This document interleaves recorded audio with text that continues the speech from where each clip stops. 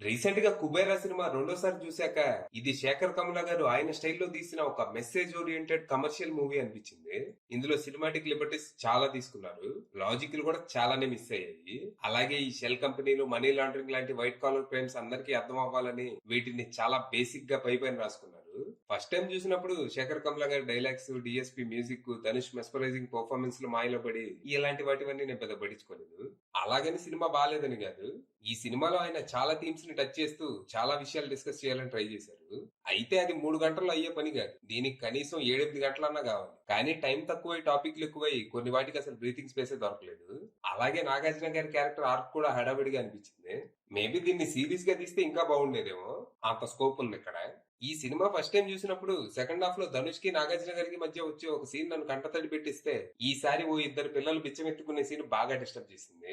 ఇందులో ఒక ఇద్దరు పసిపిల్లలు ఆకలి ఆకలి అని అడుక్కుంటూ ఉంటారు, జనాలు పట్టించుకోరు, అధికారులు రారు. ఇలాంటి సీన్లు నేను రోజు బయట కూడా చూస్తా ఉంటా. నాకు అలా పిల్లలు ఎవరైనా అడుక్కుంటూ కనిపిస్తే ఓ 10 రూపాయలు ఇచ్చి చేతులు దులిపేసుకుంటా. అంతకు మించి ఏమీ చేయి. అసలు వాళ్ళు అలా ఎందుకున్నారు, నాకు దొరుకుతున్న బేసిక్ నీడ్స్ కూడా వాళ్ళకి ఎందుకు దొరకట్లేదు, లోపం ఎవరిది ఎక్కడుందని అస్సలు ఆలోచించను. ఎందుకంటే నాది నాది నాది నాది, నా బతుకేదో నాది.